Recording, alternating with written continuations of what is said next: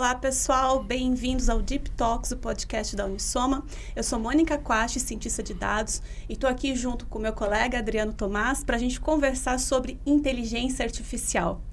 Só que inteligência artificial é um campo assim enorme, né? Tem pano para manga aqui, para muitas mangas. Muita roupa. Muita roupa.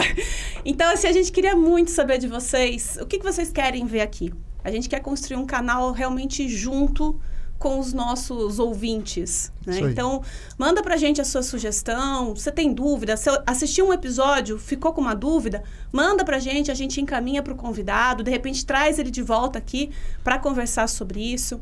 Se tiver crítica também, né, Adriana? A gente está querendo aprender, né? A gente está querendo crescer. A ideia é essa, exatamente, vamos aprender junto. Isso aí. Então, assim, qualquer recado que vocês tenham pra gente, pode mandar, que a gente está muito a fim de saber o que vocês estão achando, o que vocês estão pensando.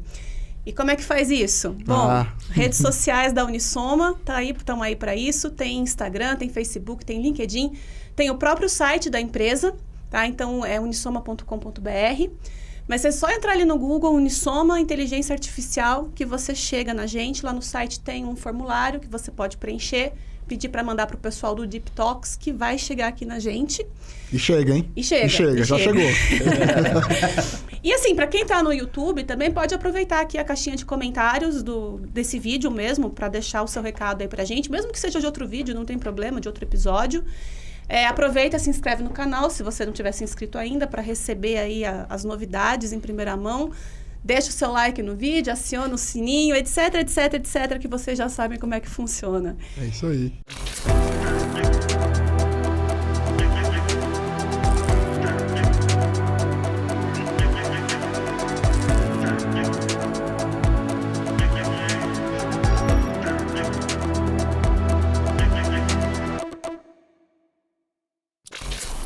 E aí, Adriano? Quem está aqui hoje com a gente? Sobre o que a gente vai conversar? Então aqui, Adriano Tomás falando, especialista em negócios da Unisoma. E hoje o assunto do nosso episódio é sobre otimização tributária. Nosso Deep Talks hoje, um assunto bem diferente, né? Nunca ouvi falar, né? Nunca viu. Nós vamos aprender um pouquinho agora, obviamente, nossos convidados. É isso que eu gosto desse podcast. Eu aprendo pra caramba. Mas também. É muito bom. Nossa, a satisfação de fazer isso aqui não é só de fazer, é de aprender junto. Aprender junto, É isso aí.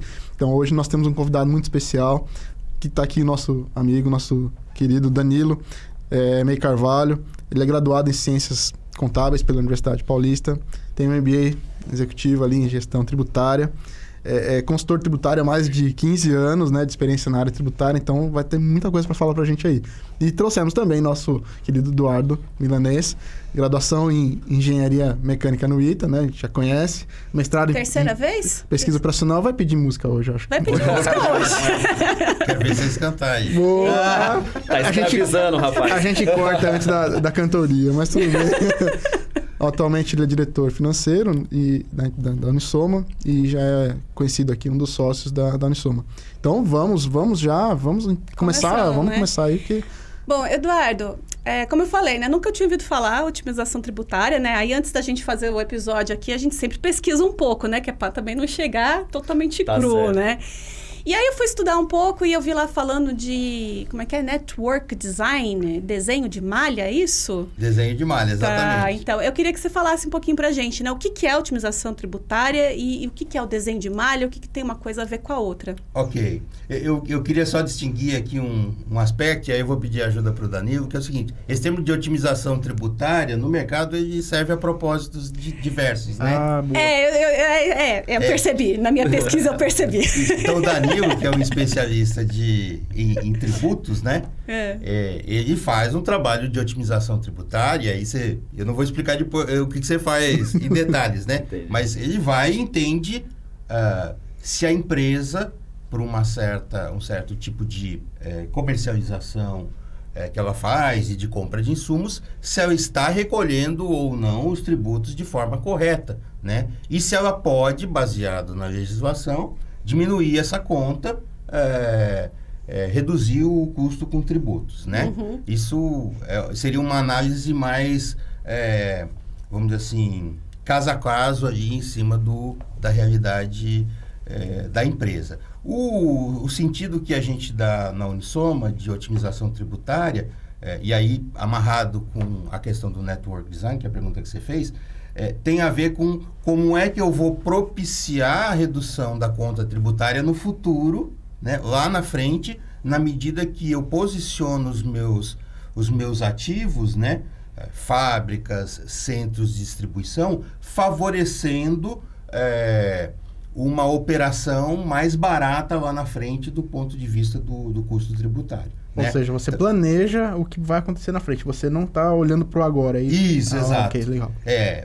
Eu posso olhar para o agora também, né? Sim. Então, por exemplo, já num nível mais tático, vamos dizer assim, em que os ativos já estão posicionados. Mesmo assim, eu posso fazer uma forma de distribuir os meus produtos que eu vou diminuir a conta tributária? Posso. Tem otimização a ser feita aí também. Mas tem esse outro aspecto que eu falei, que é eu entrar no mérito mesmo se eu estou recolhendo os tributos corretamente, nas alíquotas corretas.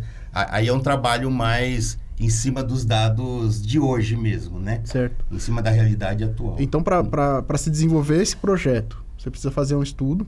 Você falou que é caso, né? Então, Danilo, conta pra gente como que é feito um estudo. Como é que você começa desse processo, né? O que precisa ser levado em conta pra gente pensar nessa otimização? Porque recolhendo a empresa tá, ou seja, espera-se que esteja. Nem sempre. Então você não parte de uma solução factível, isso que é pior. Mas aí não tem a ver contigo, né, Danilo? Não, aí não é culpa minha, né? Bom, pessoal, primeiro, uma grande felicidade estar aqui. Obrigado pelo convite. Obrigado a você. Bom, quando a gente fala realmente em otimização tributária, é um aspecto amplo, né? A gente pode olhar a questão de recolhimento tributário, e isso eu estou olhando dados históricos, então eu vou verificar se a empresa fez corretamente a apuração, né? E o fisco, ele investe muito em tecnologia. Então, vocês estão falando de inteligência artificial, de tudo isso. O fisco, a Receita Federal, é um dos que mais investem em tecnologia para fazer os processos de cruzamento e tudo mais, né? Tem o software lá, Arpia. Então, eles usam um banco de dados que eles possuem para fazer os cruzamentos e fazer o processo fiscalizatório. Então, quando eu estou olhando a otimização tributária num processo de auditoria, de revisão, eu estou olhando dados históricos. No entanto, quando eu estou fazendo uma análise projetada, isso se chama planejamento tributário.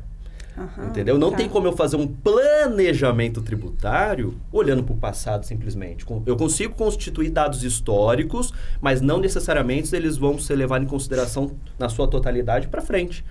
Então, eu preciso, dentro de um processo, olhar com dados projetados para saber como que vai ser o planejamento tributário da empresa.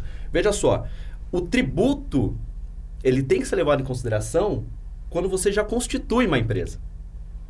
Se a empresa ela é constituída sem olhar para um planejamento tributário, você já pode constituir ela de forma inadequada. E isso reflete 100% no fluxo de caixa da empresa. Você pode dar um exemplo do que seria uma forma inadequada? Com certeza. A maioria dos contadores, quando começa uma empresa, eles vão optar pelo regime tributário do Simples Nacional.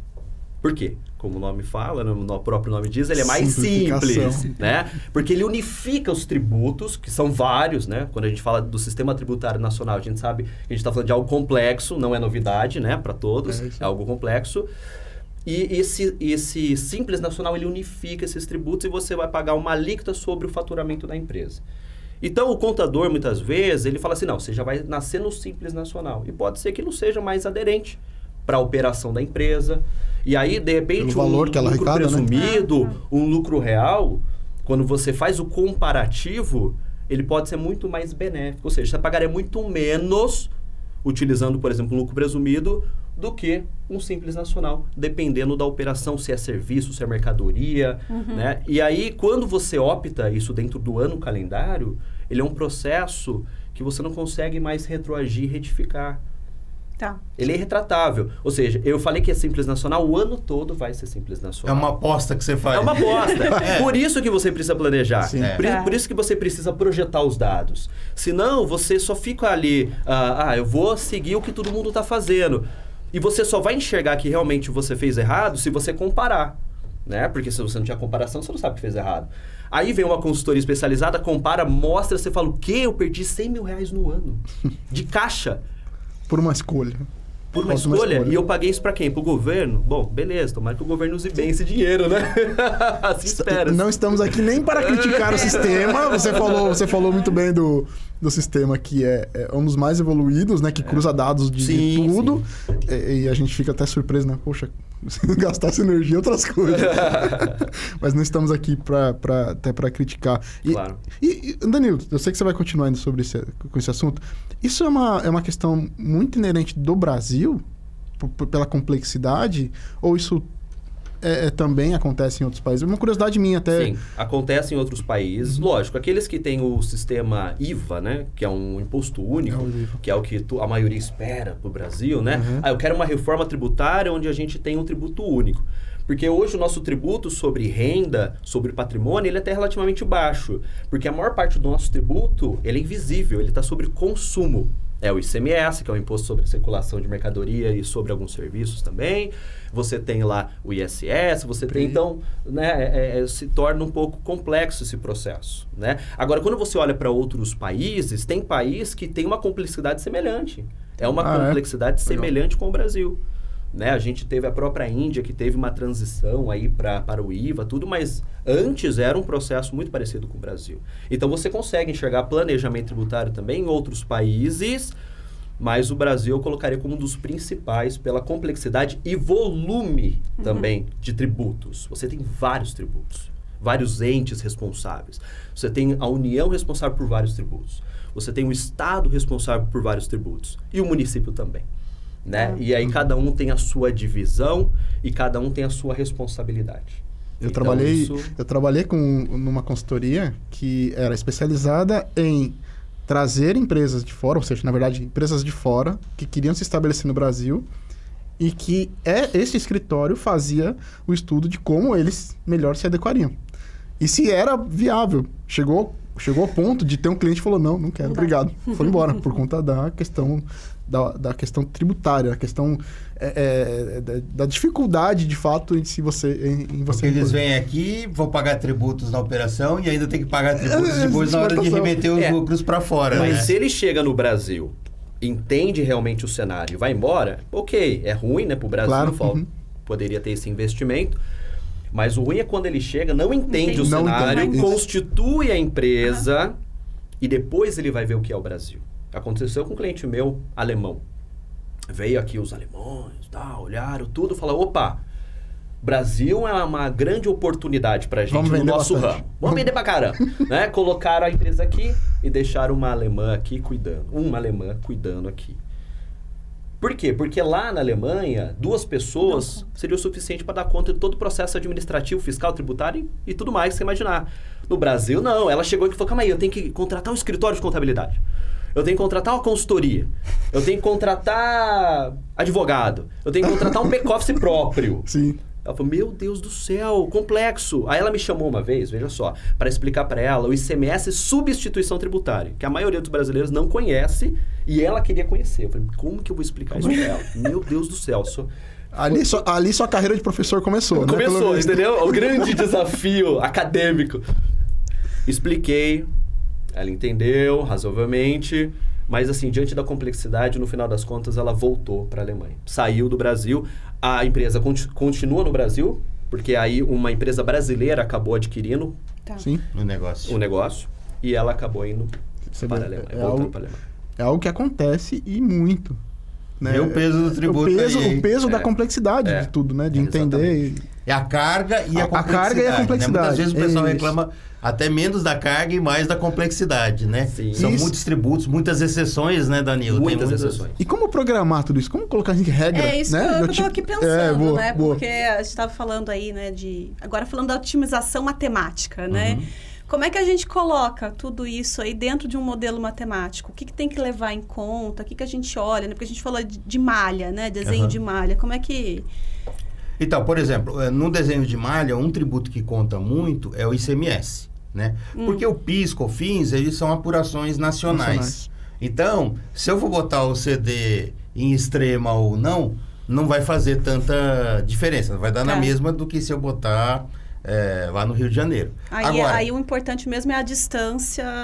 O frete, basicamente, vamos olhar a conta de frete, nível de serviço. Então, aí eu estou olhando mais os aspectos de frete e nível de serviço. Agora, o ICMS, ele tem uma característica, e aí o Danilo explica de novo melhor do que eu, porque ele é uma legislação estadual, né? Então...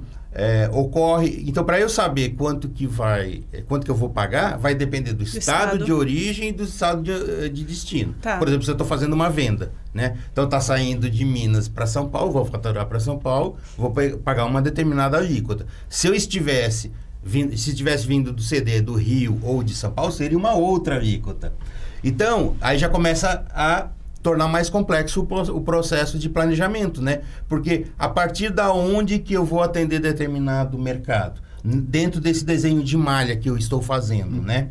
Eu tenho que considerar isso, até para dizer assim, então eu vou posicionar ou não o CD em Extrema ou no Rio de Janeiro. Então, o ICMS, ele tem essa característica, né? De que, normalmente, as alíquotas...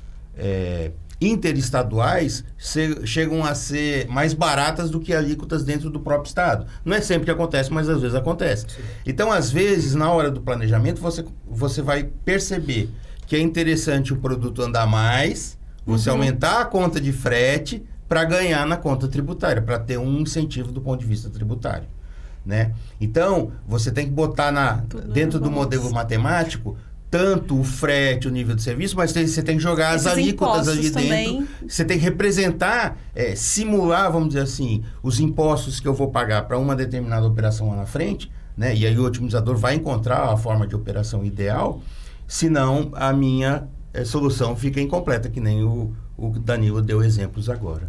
Aí, Danilo, ele falou do ICMS que é estadual, certo? Tem outros também? Por exemplo, cada cidade, por exemplo, pode ter um... Cada cidade pode ter o ISS, por exemplo, mas ele está voltado à prestação do serviço. Quando a gente olha para a questão de otimização para malha, a gente está falando basicamente de movimentação de mercadoria. Isso. Né? Eu vou constituir um CD, na nossa cabeça vem, quanto mais próximo o CD tiver dos meus clientes, ali dos meus clientes, melhor, né? Ou não. Então, se os meus clientes estão ali em São Paulo, Minas, eu vou fazer ali um CD bem na divisa. E nem sempre. Porque o peso tributário ele é extremamente relevante nesse processo. Né? Então, quando você olha para o ICMS, por exemplo, por mais que você tenha outros tributos, como ele mesmo colocou, Eduardo, o PIS, a COFINS, o próprio Imposto de Renda e Contribuição Social, o ISS, que é municipal, não adianta. O ICMS... é o que pesa mais. É o que pesa mais. Porque ele é um imposto que incide sobre a circulação da mercadoria, basicamente, né? Lógico, também sobre alguns serviços, como é o caso do serviço de transporte intermunicipal ou interestadual. Mas a gente está falando de movimentação de mercadoria, ele vai entrar. Agora... veja só, uma alíquota de ICMS dentro do estado de São Paulo não é a mesma para o mesmo produto em outro estado. Então, você tem um produto que dentro do estado de São Paulo seria 18%, um exemplo, e em outro estado, 12%. Quer dizer, então, onde você vai constituir também, caso tenha movimentação dentro daquele estado, isso também precisa ser analisado. Além de uma tabela de origem e destino para as alíquotas interestaduais do ICMS. Né? Então, se eu sair de São Paulo e atender determinado estado, eu tenho a alíquota de 12%, a alíquota de 7%, dependendo, tá? E tem também ainda a alíquota quando o produto é importado, que é de 4%. Essa alíquota é cobrada da fabricação até o centro de distribuição ou do centro de distribuição até o cliente? Ou depende? Em todas as categorias. O circulou a mercadoria constitui o fato gerador. Saiu da fábrica, já constitui o fato gerador, não só através de venda, a circulação mesmo. Eu vou fazer só uma remessa ou eu vou fazer uma transferência entre filiais, né? Já constitui o fato gerador. Né? Mas basicamente, geralmente é na venda que acontece mais esse processo. E na hora que você compra os insumos, você toma créditos também. Então a conta é sofisticada. Você faz uma apuração do que você tem que pagar, você vê basicamente derivado da venda das transferências, o que você tem de crédito, que aí é função dos recebimentos de compra ou de transferência, e aí você vê o saldo devedor de quanto que você vai ter que pagar. Às vezes essa conta fica até invertida. A empresa é uma coisa maluca, porque a empresa fica com saldo credor e ela vai acumulando o saldo credor indefinidamente. E às vezes não tem de gastar isso. E tá aí um ponto Tá aí um ponto importante, porque quando você olha para crédito, você acha, nossa, tem o crédito, maravilha! Não. Mas você pagou por aquele crédito. Exato. Por quê? O tributo, ele passa, o ICMS, ele está dentro do preço de venda. Por isso que eu falo que é tributo invisível. Quando você compra um determinado produto, ele vai ter ICMS embutido lá dentro. Então, ficaria mais barato se não houvesse. Logo, quando você compra, você faz a sistemática do crédito, porque o ICMS ele é o chamado não cumulativo. Ou seja, compro com crédito e na hora que eu vendo tem o débito. Se você comprar 18% e vender 18% e não mexer no preço, o crédito elimina totalmente o débito, fica zeradinho. Tá. Então, geralmente o débito é maior porque você coloca o quê? Margem de lucro nessa operação. E assim vai entre as cadeias. Por isso que ele é o princípio não cumulativo. Agora, eu comecei a ter mais crédito do que débito, isso pode ser algo ruim e precisa ser revisto esse planejamento. Porque o acúmulo de crédito, muitas vezes, ele existe uma complexidade para você utilizar esse crédito acumulado, mas você já pagou, já saiu do seu caixa. E você tem que utilizar. E aí, por exemplo, você entra no estado de São Paulo, que é um sistema chamado ECREDAC. Ele é altamente complexo e limitante. Ele pega e fala assim, ó, você só pode usar o crédito que você tem acumulado para pagar fornecedores, se o fornecedor aceitar esse crédito como pagamento. Nunca que o governo vai te dar esse dinheiro. Ele não pega e fala assim, ó, 3 dias úteis está na sua conta. Maravilha. Não existe isso. Vai ter o Pix lá. Não. Então, às vezes, eu tinha um cliente em Jundiaí que a gente fez todo um trabalho que ele importava por São Paulo, pagava 18% no desembaraço aduaneiro de ICMS e se creditava. E na saída, geralmente 12,4%. E aí ele acumulou muito crédito ICMS, o que parece ser bom, mas não era, porque fica parado lá. E ele pagou por isso. Então, ele falou, como que eu faço para usar isso? Uma das sistemáticas foi abrir uma unidade, por exemplo, em Santa Catarina, e aí a gente começa a falar de benefício fiscal, porque tem isso também que é muito importante. Isso entra também na decisão, Também claro. entra dentro do estudo da otimização tributária, porque cada estado vai ter a sua alíquota e cada estado vai ter a sua regra. Então, tem estado que fala assim, ó, se você vir aqui atendendo condições específicas, eu te dou um benefício fiscal. Eu diminuo ainda mais a sua alíquota ou até zero. Por exemplo, no caso dele, ele foi estabelecido lá em Santa Catarina e sabe quanto ele passou a pagar de imposto? Zero. ICMS totalmente diferido no processo do desembaraço aduaneiro contra São Paulo que estava 18%, ok? Né? Então ele começou a importar por lá e naturalmente ele começou a ter débitos em São Paulo, que foi consumindo aquele crédito que ele tinha. Então consumiu totalmente o estoque de crédito dele e ele acabou tendo no ano uma economia de mais de R$1 milhão. Fantástico. Caixa, R$1 milhão. Isso é muito curioso, né? Você tem agora pensando em modelagem, né? Pensando em ferramenta. Você não tem uma coisa que atende a todos do mesmo jeito, né? Então, de fato, você não tem uma ferramenta que vai te prestar um serviço de otimização tributária que você consegue vender para qualquer empresa. Porque você consegue atender todo mundo com aquele mesmo sistema, porque... E parece simples, mas na hora que vocês começam a falar aí... Não, mas tem aquilo, mas tem aquilo outro. Mais, deve ter uns 200 milhões de mais, né? Mais aquilo outro. Ou seja, como é que modela um negócio desse? Às vezes você tem que fazer sob medida mesmo. Medida mesmo, eu já tive situações assim. O incentivo fiscal é para o Estado. Então tem lá no Goiás, né? Sim. Que eu produzir. A alíquota cai lá para 1/3, 1/4 do que ela efetivamente é. A alíquota de venda, né? Sim. Agora, tem casos que a gente já fez que assim... aquela planta lá dentro daquele estado, ela tem um incentivo e a outra planta não tem. E às vezes o incentivo, ele é função também do que aquela empresa está vendendo. É mais ou menos um jogo combinado, né, Sim. Danilo? Ó, se você... E o governo, né? Ó, você vai montar a fábrica lá, Tomás. Se você faturar tanto, até tanto, você tem um incentivo. Se você diminuir, você vai perder esse incentivo aí, porque... É um acordo que é feito para ser... São as condições. E o acordo é acordo, né? São as condições, ali, né? Exatamente. Ele pode falar assim, olha, você tem que só empregar pessoas daqui desse estado, você só pode contratar transporte desse estado e você tem que faturar X nesse estado. Então, se você não atende às condições, pode ser que o seu benefício seja cassado. E aí, essas condições você pode colocar, né, no otimizador matemático, né? Aí você vai ter que representar na especificidade, né? Cada situação, para você ter uma resposta coerente na hora que você estiver fazendo o seu planejamento otimizado. Né? Vocês comentaram uma coisa que me veio na cabeça assim. A gente olha trabalhando para as empresas, né? Seria o melhor dos mundos se a gente tivesse um otimizador desse para o governo? Por quê? Você falou um negócio muito curioso.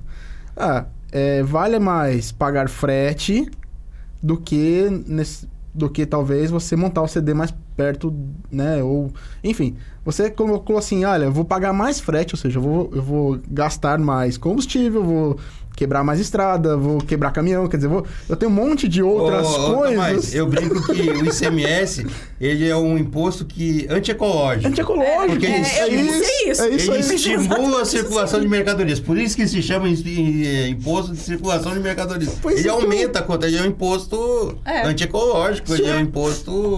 Cabe com... É um retrocesso, né? A pegada de carbono desse negócio. Então, cabe aqui uma reflexão. Será que não valeria a pena o governo olhar e falar, caramba, onde que eu vou colocar ali as minhas distribuições? Não, é complexo. É um pensamento último, difícil, né? porque você também tem a questão do incentivo para estados, vamos dizer assim, menos favorecidos, talvez, né? Sim, então você tem que olhar para esse caso também. Então, assim, de fato, pensando só no aspecto logístico isolado, você traria mais concentração, talvez, para o Sudeste. Mas aí, como é que ficam os estados ali do Nordeste? Como é que fica o Norte? Então, esses incentivos, eles também vêm para levar... Tem a ver com o desenvolvimento dessas Sim, regiões. desenvolvimento. Né? Por isso que ele fala assim, olha, você tem que aumentar a empregabilidade desse estado. Você tem que movimentar a economia desse estado. Por quê? Porque se não tiver aquele incentivo fiscal, quais são as armas que esse estado vai lutar contra uma logística tão sofisticada do Sudeste, por exemplo? Mas isso entraria num conceito muito legal de otimização, justamente para colocar isso como objetivo. E planejamento nacional, né? Nacional, olha, então, peraí. A que ponto que eu posso cobrar ali um ICMS para que, ao fazer isso, ao fazer essa mudança, né, e levando circulação de mercadoria, levando de fato, ampliando ali a sua rede para chegar em lugares muito remotos, que, né, precisa de ser desenvolvido. Sim. Daria para fazer um negócio muito legal. Tanto isso é importante que está na pauta direto, né? Da reforma tributária, né? Que o tempo inteiro, que é uma forma que eu entendo de simplificar o processo, né, uma necessidade que as empresas percebem de simplificação do processo e também de melhorar a distribuição desses recursos entre os estados, diminuindo a tal da guerra fiscal. Sim, aí. Você tem a guerra fiscal justamente por isso. Porque você tem estado trazendo um benefício que não necessariamente ele é constitucional. Ele é unilateral, só serve para aquele estado. Uhum. E aí você tem outros estados que lutam contra aquele benefício que aquele estado está levando. Então fica uma guerra fiscal. Por isso que chama guerra fiscal. Entendeu? Porque tem estado lutando contra o outro porque ele tem um incentivo fiscal melhor que o seu e você está falando que o incentivo dele é inconstitucional. Então vira essa guerra. E quando você tem, por exemplo, um imposto único, o que tem que tomar cuidado é como vai ser esse repasse. Porque aí quem vai ficar responsável por esse imposto? É a União?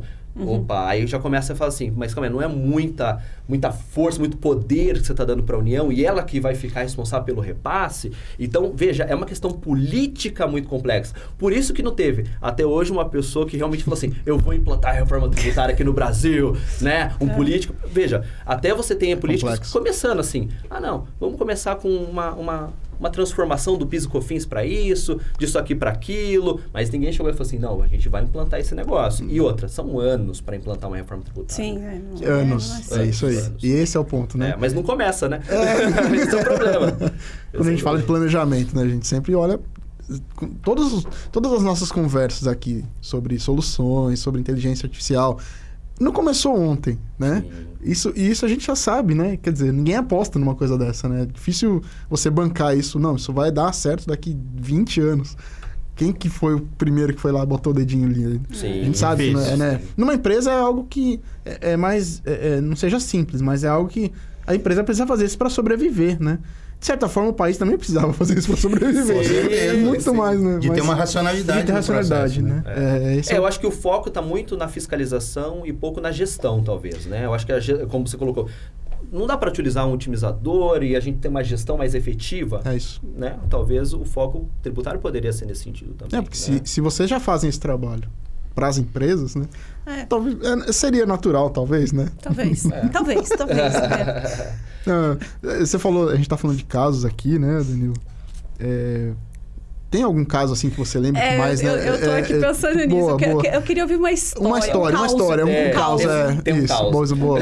Você falou de alguns aí, mas algum caos ali. Vou contar os casos depois também. Boa, faça isso. Bom, primeiro, como é que funciona, então, o processo da otimização tributária, pensando até em algoritmo, né? A gente leva em consideração, então, o ICMS, e a gente leva em consideração um negócio chamado Código de NCM, que é a nomenclatura comum do Mercosul, que que é onde você vai ter praticamente codificado o aspecto tributário. Veja, ele nasce ali na tabela do IPI, então cada código de NCM vai ter sua alíquota do IPI, e você tem as legislações estaduais, entre outras, que vão pegar também esse código para colocar ali a sua tributação. Esse código é um código do produto? Ele não é o código que é chamado SKU, partilhando, que é o código do produto, mas é uma classificação fiscal do produto. Classificação, tá. É uma classificação fiscal do produto, né? Então, muitas vezes na legislação, o vínculo com a alíquota do imposto está atrelado a esse código, tá? Esses benefícios normalmente estão vinculados? Podem estar atrelados a esse código também. Então, ele é um código extremamente relevante para você manter a consistência dele no cadastro de produtos da empresa. Então, através dele, você tem já uma base, uma tabela para começar a fazer essas análises de alíquotas. Por quê? Como eu disse, as alíquotas são diferentes em cada estado. Né? A gente fala assim, dentro do estado de São Paulo, a alíquota é 18%. Por quê? Porque é a mais genérica mesmo. Só que se você pegar outros produtos, por exemplo, revestimento cerâmico, aqui dentro do estado de São Paulo é 12%. Não seria 18%. Então, você tem alíquotas, por exemplo, de 25%. Né? Então, isso muda. Né? E você muda tanto no aspecto de crédito, porque depende da alíquota que você compra, quanto o débito, que é a alíquota que você vende. Então, você começa a fazer essas amarrações. Então, esse ICMS ele é extremamente relevante. Mas nesse caso que eu vou contar, né, o que entra aqui também é um outro tributo, que é o imposto de renda, que apesar de ser federal e deveria ser igual para todos os estados do Brasil, nós temos unidades federativas aqui beneficiadas com ele também. Tá? Imposto de renda. Imposto de renda. Então, tem unidades beneficiadas. Então, esse caso... Essa eu nem sabia, hein? Olha lá, vamos aprender. Então, esse caso é o seguinte. E PIS e COFINS também. Por exemplo, você pega a Zona Franca de Manaus. É uma área incentivada com PIS e COFINS. Né? É um polo importante, agora, principalmente em termos de tecnologia, por causa disso. Mas beleza. Aí, tem um caso que é o seguinte. Uma empresa de malha, né, constituída ali em Jaraguá do Sul, ela queria... ter um centro de distribuição mais próximo dos seus clientes para atendê-los num transit time menor, né, num tempo menor e também com eventuais economias tributárias e de logística, assim por diante. Então, a maior parte dos clientes estavam onde? São Paulo e Minas Gerais. Então vamos fazer lá, né, o centro de distribuição na divisa, né? Já vem na cabeça. Não, começar a fazer o cálculo aqui. Aí começa a fazer a movimentação dos itens. Lembrando que, além de ter essa indústria no Sul, também tinha uma indústria no Ceará. Tá? E aí começamos a entender, primeiro, né, quais eram os produtos, quais eram as alíquotas, quais eram os benefícios fiscais, e aí começamos a enxergar e olhar e analisar tudo aquilo lá. Bom, aí começou a rodar também, paralelamente a isso, a análise logística de frete, dimensionamento de estoque, porque nunca você pode olhar isoladamente uma coisa. Você não pode falar assim, eu vou fazer um planejamento tributário e vou ficar só nisso, pensando em otimização de malha. Estaria errado. E olhar só para a parte logística, frete, também estaria errado. Então, você tem que incluir tudo ali, né? É um pacote. Nesse caso, eles já tinham ativo, já tinham CD, já. Eles iam construir. Okay, tá. E aí estavam pensando se abriria mais, aonde abriria, né? em quais estados, né? Então, o estudo ele era bem amplo. Em princípio era Sudeste, né? Que eles em princípio Sudeste. Senso, né? É o senso comum, né? É o senso comum. Tá perto do cliente, vou botar lá em Extrema. Do lado, já chega ali, rapidinho. E aí, beleza, aí começou a fazer essa verificação. Primeiro ponto importante foi o seguinte, personalidade jurídica. Como é que vai ser aberta essa empresa? Todo mundo já pensa em filial, mas de fato vai ser filial? Por quê? Olha só, começamos a olhar os benefícios fiscais, identificamos que no Ceará, onde ele estava estabelecido, tinha o benefício do imposto de renda, que reduzia consideravelmente a base de cálculo do imposto. Aí a gente começou a olhar e falou, beleza, se eu tenho uma filial, por exemplo, da empresa, e eram CNPJs diferentes, tá? Que estava no Ceará, que estava no Sul. Se eu abro uma filial do Sul, eu vou concentrar o faturamento no Sul. Então, eu diminuo o faturamento do Ceará, consequentemente o lucro dele, e eu vou perder esse benefício, né? Porque eu estou usando pouco ele. E eu estou usando toda a alíquota cheia, a base de cálculo cheia, aonde? No Sul. E aí a gente começou a olhar essa movimentação, circulação de mercadoria, seriam tudo transferência e tal, e a gente falou, por que não mudar a personalidade jurídica de filial para outra coisa que a legislação permite? Vamos pensar aqui, né? Fora da caixinha, famoso pensar fora da caixinha. Aí a gente começou a olhar e falou, tem um negócio chamado armazém geral. E o armazém geral, qual que é o benefício dele nesse caso? Ele faz uma remessa para armazenagem, a mercadoria você entrega no armazém. Só que o faturamento, ele permanece nas indústrias. Porque quando você vai faturar, o armazém geral faz uma remessa simbólica, um retorno, perdão, simbólico, e depois a empresa vai lá e fatura. Então você conseguiria concentrar o faturamento nas duas empresas, tá? Desse aspecto, abrindo o armazém geral. Legal. Mas onde vai ficar esse armazém geral? E aí começou a ser analisado os benefícios também ali que eles tinham alguns do Sul, relativo ao ICMS. E percebeu-se também, juntando o aspecto tributário, que o retorno da mercadoria, muitas vezes, os caminhoneiros que iam até o Sul, entregavam mercadoria, muitas vezes voltavam com o caminhão vazio. Normal. Então você conseguia pegar o retorno deles. E eles diziam, não, pago o pedágio, pago a minha gasolina que eu estou voltando com o seu produto. Eu já estou com lucro, né? Então você conseguia ter um benefício em termos de custo de frete, apesar de estar mais longe, né? Talvez ali você perderia no transit time mesmo, no tempo, mas você tem um aspecto tributário. Quando a gente começou a fazer toda essa análise e pegamos toda essa base de dados de crédito, débito, e vai para cima e vai para baixo para atender o Sudeste, colocamos lá dentro do sistema da Unisoma, rodou todo aquele processo, saiu o resultado, foi incrível. Sabe aonde que era para ser o armazém geral? Dentro de Santa Catarina, lá no Sul mesmo. Nossa! Você falou, não é possível. Olha como é ilógico, né? Contra-intuitivo, né? Contra-intuitivo, cara. E deu lá. Não, era em Santa Catarina. Beleza. Então, quais são esses resultados? Aí analisamos os resultados e, de fato, fazia todo sentido. E, pra você ter uma ideia, isso gerou uma economia. Principalmente, olha só, a gente falando de ICMS, mas o que mais deu o caldo aqui foi o imposto de renda. Uhum. E o ICMS também, obviamente. Claro. Mas o imposto de renda ele teve um peso muito importante aqui dentro. E a empresa economizou aí, projetado por ano, uns 8 milhões. Mas aí você está levando em consideração, nesse caso que você contou, até rapidamente para passar para o Eduardo, você contou de um aspecto fantástico, que era a carga ser transportada a um preço muito mais barato do que se espera. O retorno. Né? Também tem que olhar isso. Eu tive a oportunidade de trabalhar num processo muito parecido com os caminhões que abastecem, que vão para a Zona Franca de Manaus para pegar a linha branca, né? Okay. E eles voltam para lá sem nada. Então, a gente começou a fazer estudos para colocar ali, transportar alimentos. Levar alimentos para o norte, porque é uma dificuldade deles. Então a gente começou trabalhei junto com meu pai nessa foi muito interessante, porque o processo era igual. O caminhão voltava vazio para lá. E fica muito mais barato, Fica barato. Porque ele fala, você paga meu custo aqui que já tá valendo. Então a gente já teve que adaptar, a indústria adaptou os caminhões para poder armazenar, fazer refrigeração fria, né? Que legal. Para poder levar os alimentos. Legal. Então a gente adaptou lá, 80% do caminhão ficava para a geladeira, 20% carregava os alimentos. Foi suficiente para pagar a conta de um monte de gente lá. Muito bom. Legal. É isso aí, cara. Eduardo, você falou que tem causo também? Boa conta. Então, tem dois causos. Um causo foi na indústria de cimentos, que era um planejamento de distribuição, né? Na verdade, era de malha logística, mas naquele cenário que eles estavam estudando, os ativos já estavam mais ou menos definidos. Uhum. Então, o modelo otimizador, ele sugeria uma movimentação ali da região de Curitiba, o Planalto Paranaense, para o Vale de Itajaí, né? Sendo que tinha uma planta no Vale de Itajaí, né? Nossa. E aí o pessoal, não, tá errado, né? Não é possível, né? E aí eles, então, roda de novo aí, proibindo essa restrição. O modelo matemático, a inteligência de fazer isso. Aí fazia e piorava a solução do ponto de vista de resultado, né? E aí qual que era a lógica? A conta de frete ali era muito barata, porque você desce uma serra ali, você já está em Joinville, vai em Itajaí rapidinho. Só que tinha o ganho tributário. Então, o ganho tributário pagava essa ineficiência logística aí que a gente estava falando, né? E um outro parecido também, que a gente trabalhou na indústria de leite, né? Uhum. Que era um cliente que tinha plantas em Minas e Goiás. E parecido, assim, os clientes muito no Nordeste, né? Uma empresa que atua muito no Nordeste.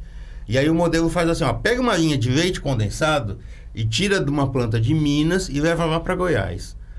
Aumentando muito a conta de frete também, né? Uhum. Mas, de novo, ganhando muito no tributário. E ali, particularmente, né, por causa do tal do Produzir, Sim. que é um incentivo que tem lá em Goiás. Ou seja, quando a gente fala, então, juntando tudo isso daí, quantos aspectos diferentes a gente tem que olhar para um modelo né? E mais uma vez falando, é muito exclusivo, né? De uma empresa, de um segmento, né? Você tem que ver as NCMs, você tem que ver onde estão seus ativos, você tem que ver os impostos que você vai considerar, você tem que ver as alíquotas das NCMs, fazer esse levantamento todo. Dá um trabalhão, mas vale a pena, justifica. Justifica. A gente tá vendo aí, né, que tem pois é, bons ganhos. Tem dinheiro na mesa. Tudo que você fala de planejamento tributário, pode ser que você esteja falando de ganhar em termos de fluxo de caixa ou perder fluxo de caixa. Perfeito. É assim. Então, o pessoal que fala assim, não, eu quero olhar só para a logística, não olhar para o tributo, ou, sabe, analisando as áreas isoladamente, você perde dinheiro. Você perde dinheiro. Tá. Né? Porque o pessoal fala assim, não, tributo, beleza, tem crédito. Mas calma aí. Tem crédito mesmo? Esse crédito, ele é devido? Ele é legítimo? Por exemplo, tem situações que você tem o crédito que ele não entra na totalidade. Mas existe o crédito presumido. Aí você tem uma alíquota diferente ainda para aquele crédito. Por exemplo, PIS e COFINS, vamos falar dele um pouquinho, né? Então, tudo que você compra de insumo, você pode se creditar de PIS e COFINS. Mas depende do insumo. Tem insumo que, assim, a legislação fala, esse aqui é só um crédito presumido, não são as alíquotas básicas, vamos falar assim, né? E depende até do regime tributário que você está, você nem pode aproveitar crédito de PIS e COFINS. Por exemplo, quem está no lucro presumido, não pode ter crédito de PIS e COFINS. No lucro real, pode ter crédito de PIS e COFINS. Simples Nacional, não tem crédito de nada, tá? Simples Nacional é um percentual do seu faturamento e pronto, né?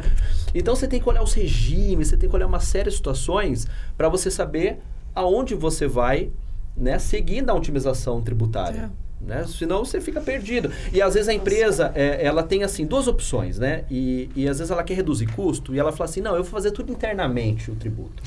Meu, pega a área fiscal, ela dá conta da rotina dela e mais um projeto. Mais uma coisa nova de investigação. Não, e não é né? qualquer coisa. É um baita projeto. Exato. É um projeto, né, complexo. É um estudo complexo aí, que tem que ter um conhecimento, uma experiência. E uma dedicação. A dedicação ali não é aí você fala assim, não. tudo bem, você pode fazer internamente. Inclusive, as pessoas que trabalham com você conhecem até mais as operações dos produtos. Mas quanto ela vai poder se dedicar a esse projeto?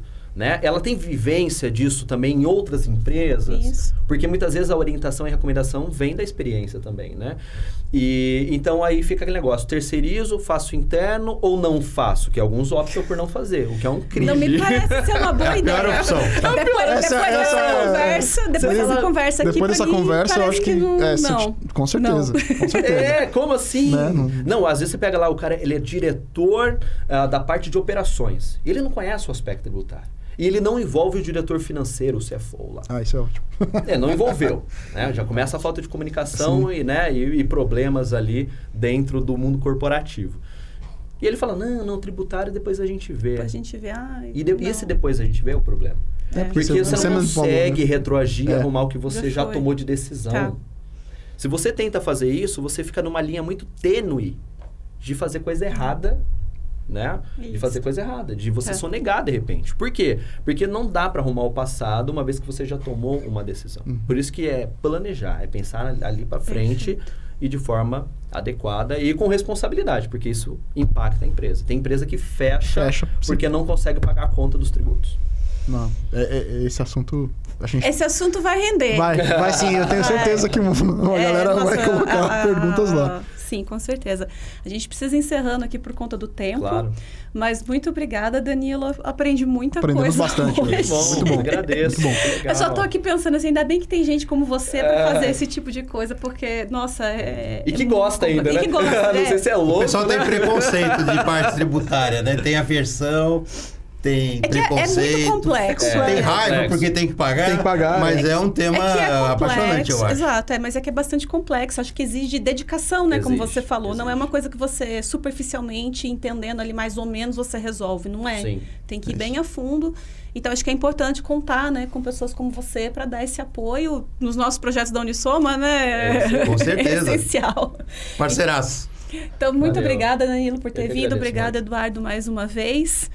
E, pessoal, a gente vai se despedindo aqui, lembrando, né, como sempre, se tiverem dúvidas, se tiverem sugestões, críticas, enfim, qualquer recado que vocês tenham pra gente, entre em contato nas nossas redes sociais, né, na rede social da Unisoma, né, como eu falei outro dia.